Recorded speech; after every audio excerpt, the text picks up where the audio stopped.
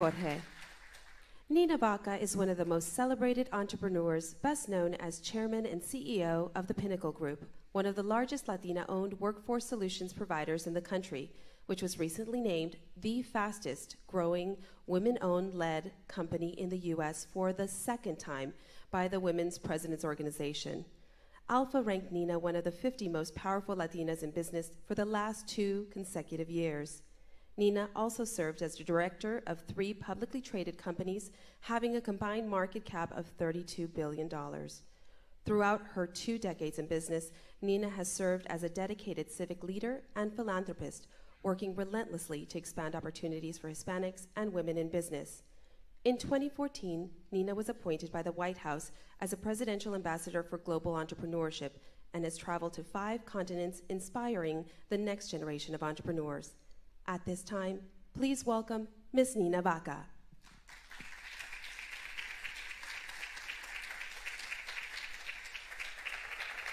Good morning.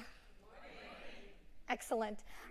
Before I begin, I wanted to let you know I was standing on the wings of the stage as I was listening to Jorge. And Jorge, wherever you are, I just have to tell you, it's not about the title that you achieve. It's about the journey that it took to get there. Congratulations on your journey. We should give him a round of applause.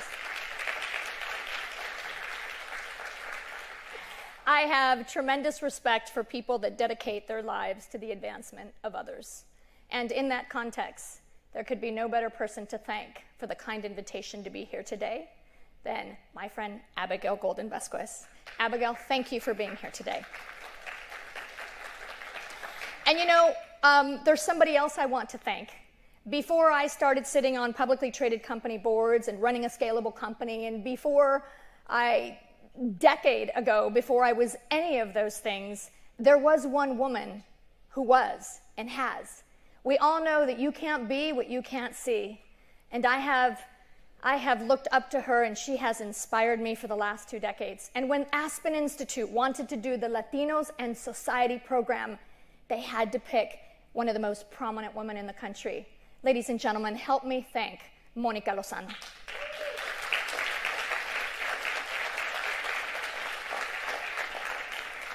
So I was asked to come today and talk to you a little bit about who I am, what I achieved, how I got there, what were my obstacles, where I'm headed, what I think of the community, all in 15 minutes or less. And if anybody knows me, you know that I can't do anything in 15 minutes or less, but I'm going to strive for 12. And so what I'd like to do is, I'll talk a little bit about who I am, where I came from, what I achieved, but what I really want to talk about is you. So we'll talk a little bit about me and a little bit more about you. And because the reality is that I'm just an ordinary woman with some extraordinary dreams who has learned a lot in the last 2 decades about business and, more importantly, about community. And I want to share those learnings with you. So I'm coming with an open heart and an open mind to share with you not just my story of achievement, but what I really want to talk to you about, what's not in the bio, because that's the important piece. Because you read about all the awards and the accolades, but you never hear about the failures. You never hear about the setbacks. And those are the ones that make you who you are. Because in life, it's not what happens to you, but it's how you react that truly defines you as a person. And so I'm going to describe a little bit about my journey. And what I'd like to do is just tell you what I learned. You know, it only took us 22 years to become an overnight sensation. You would think that we would learn something. So life is like a deck of cards. Everybody gets a different hand. It's what you do with that hand that defines you as a person. I can't tell you who I am. If you want to know who people are, learn about their childhood, learn about how they grew up, learn about who they are. Those are when values are instilled at a very young age. I'm proud to tell you that I am an immigrant. I was born in Quito, Ecuador, and I am one of those immigrants that are living proof that are making positive contributions to this country. My mother and father immigrated here from Quito, Ecuador, South America, and I had several values instilled in my soul. The value of faith, the value of family, the value of hard work, in our case, entrepreneurship, and the value of giving back, and that's civic leadership. My father was an entrepreneur. My mother was a civic leader. My father taught me about humility, the perseverance of running a business. The American dream in our family was entrepreneurship. That's the way that they were going to take their 5 children ahead in life. And so at a very early age, I had a front row seat to watching my parents become entrepreneurs. My mother was a civic leader. She cared not about money. She cared about community. She's the one who taught me to have courage, to have a voice, to stand up. She's the one who said, Nina, we are here in this country to be contributors to make this country a better place. And so with an education, we can unlock potential. And with opportunity, we can advance prosperity. My mother became an honorary consulate to Ecuador. It's something that's only given to very special community servants. From the president of Ecuador. She became the first woman to be the president of La Fede, and she became everything to me that I strive to be for the Hispanic community. She was for the Ecuadorian community. And that is just simply somebody who stands for everyone and who's interested in galvanizing people and helping prosperity and advance prosperity. So at 25 years of age, I am not, again, what's not in the bio is I didn't go directly from high school to college. At 17, I was running a business, not because I wanted to, but because I had to. In life, sometimes you have tragedies, and our family had ours. At 17, I was running a business, and I learned a lot that year. I learned that I didn't want to run a business. And I learned that the way that I would move my family forward is through an education. And so I grew up in Los Angeles, California, and I ended up in the great state of Texas.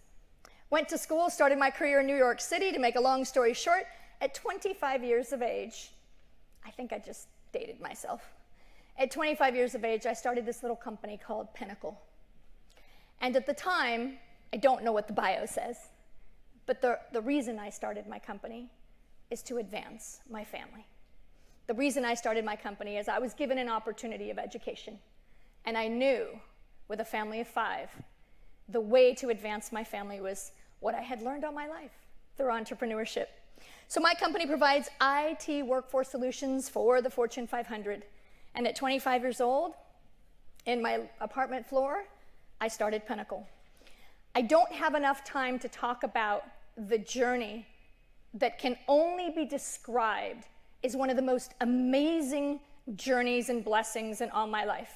In 22 years, I have stared down the barrel of bankruptcy and liquidation of a company. I have stared at almost missing payroll. I have stared at declining, I've stared at the 9/11 attacks that almost put us out of business. I have been through betting the farm. I have been through strategic sessions. I've been through so much in business. I've been through having 4 children while growing a company. And in 2011, when we almost went out of business, I had to make a pivotal decision. It's at your hardest moments that you find your most inner strength, just like Jorge did. It's at those moments in your life, just like I made a decision at 17 that I was going to get a college education. In 2001, I had to make a decision. Were we going to go out of business or not? It's at your hardest moments that you find your most inner strength. I decided failure is never an option, because that is how I grew up. Failure is not an option. As an immigrant, failure never is. You find a way. As an entrepreneur, you find a way. In 2001, the company was renaissanced.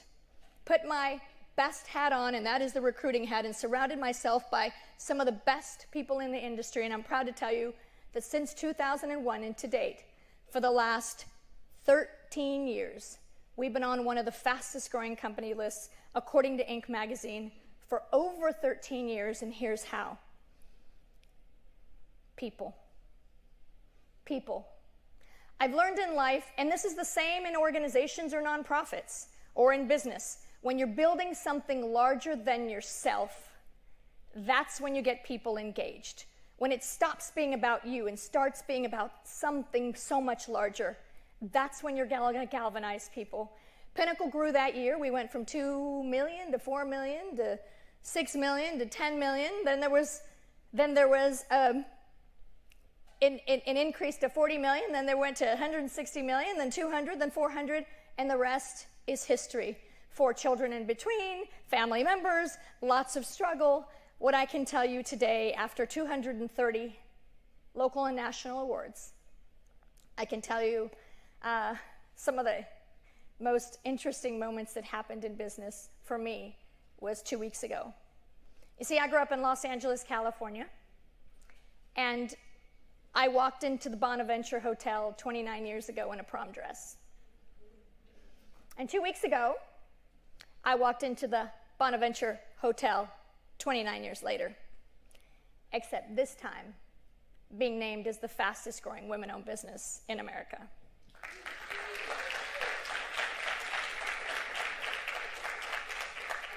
And it helped me realize that there is no such thing as an overnight sensation.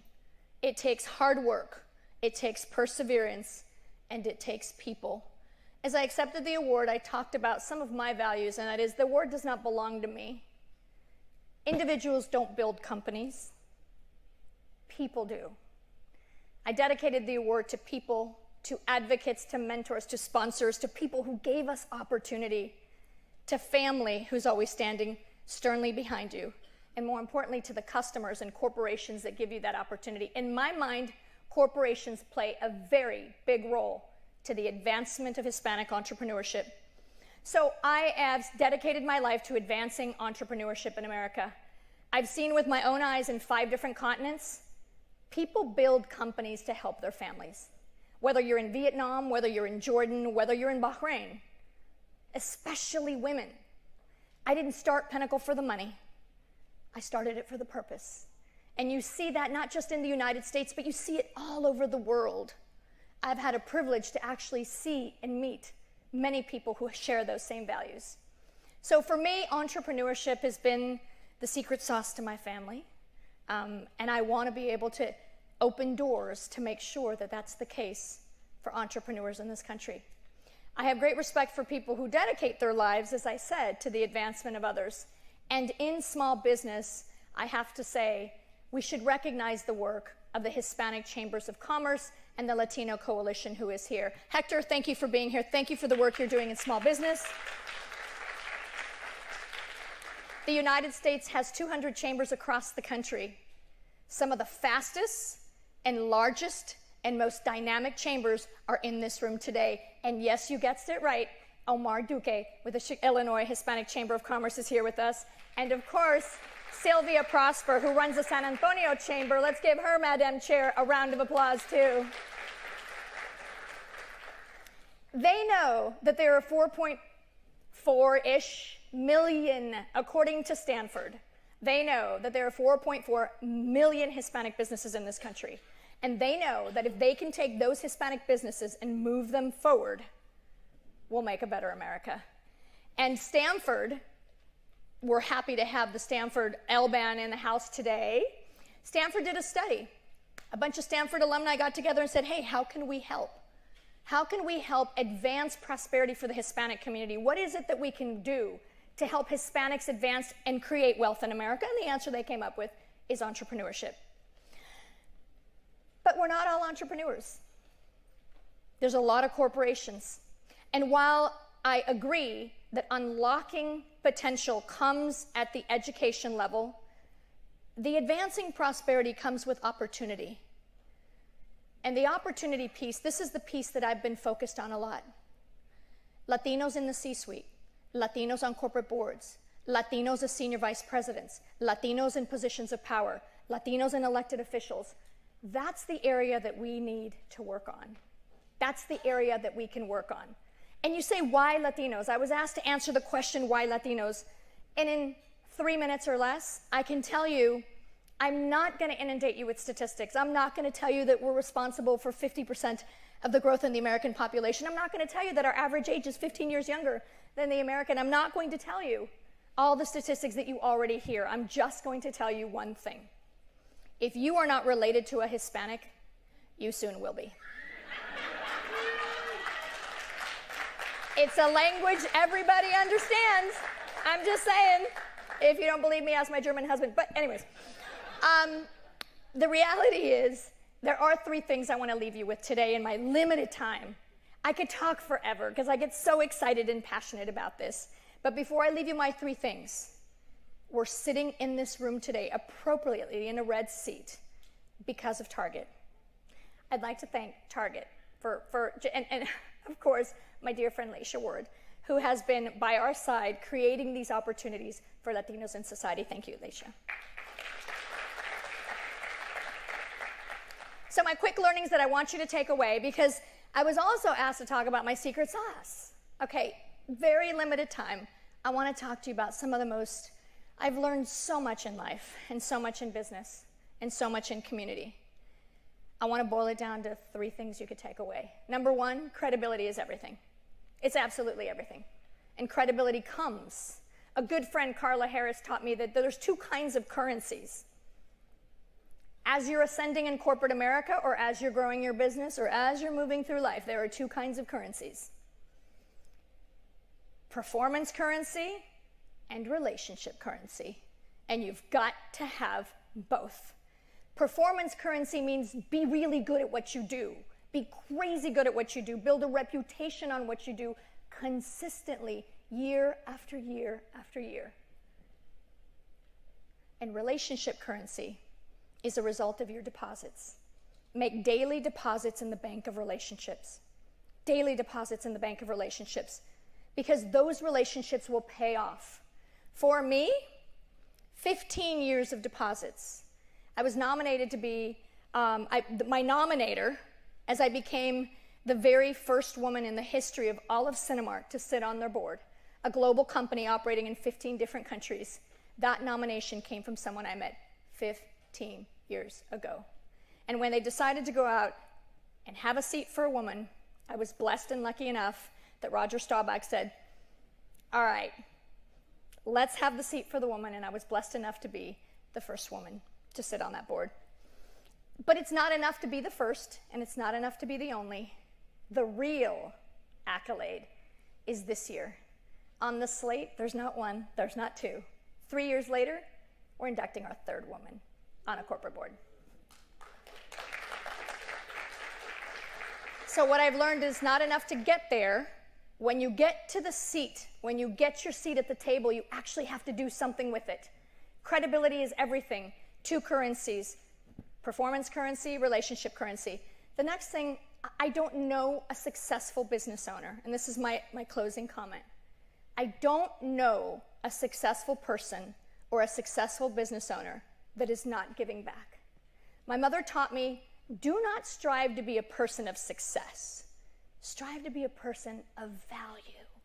Be helpful to somebody, and success will follow.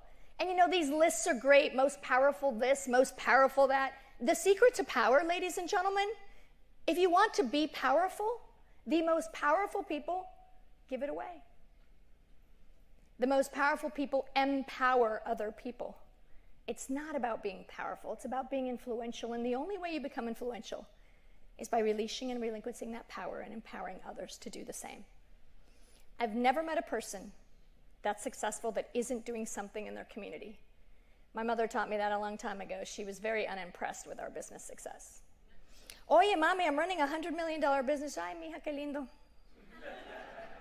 I'm like, Mom, I'm on a corporate board. She's like, ¿y? I'm like, Mom, I'm on the Kohl's department store board. She's like, oh, did you get a discount? She's just so unimpressed with business. She's only impressed with legacy. When you're helping people you do not know, when you're opening doors of opportunity for people you've never heard of and you'll never meet, and lives by the saying, to whom much is given, so much is expected. I've dedicated my life to really doing just that. It's wonderful to have all these successes, but what are they for if you're not using them to open doors for people? Credibility is everything. And doing your part. You read all these statistics about Latinos, and everyone gets all mad.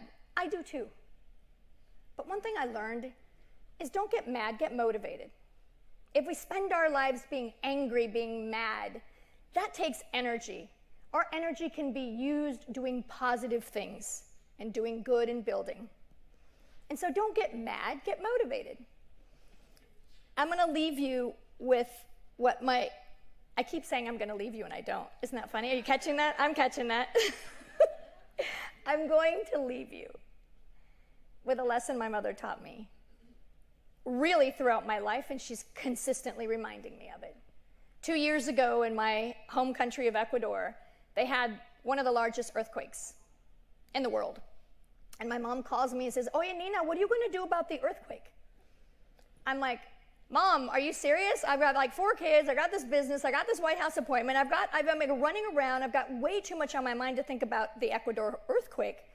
And she says, "Ay, mija, you're not going to do anything about the earthquake?" And I said, "Mom, there's like 1,000 people hurt. There are hundreds of people without a home. Like, what's little old me going to do? I don't know that the contributions that I can make, I mean, they need the Red Cross, they need the National Guard." And she said, "Ay, mija, after all these years, you still haven't learned. And this is the message." And so I got really upset. And I said, "Mom, I can't put Ecuador on my back too." And she didn't look at me, we were on the phone, and she said, "Ay, mija, I'm not asking you to put Ecuador on your back. I'm asking you to do your part. That is my call to action to you today. I'm not asking you to put the advancement and prosperity of the Hispanic community on your back. I'm asking you to do your part." I decided to take my love of triathlon, swimming, biking, and running, preferably in the same hour. I found a half Ironman in the coast of Ecuador. I leveraged my friends and family on Facebook and Twitter, started a social media campaign. I partnered with the Rotary Club in Ecuador. I found 3 Jesuit priests that had land. And ladies and gentlemen, July of last year took a lot of blood, sweat, and tears, and a lot of people from a lot of different countries. We were able to raise $150,000. I was able to cross the finish line of a half Ironman. And we will be cutting the ribbon this fall of 40 homes in the coast of Ecuador.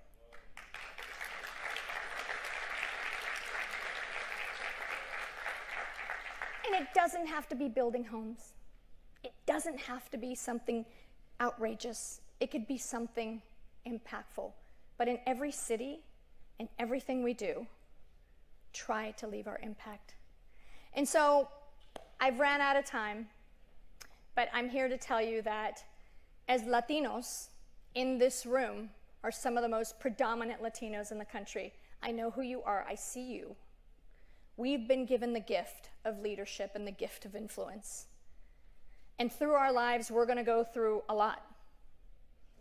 And it takes courage. My last theme of the year, and if I had to give you a secret sauce, it takes courage.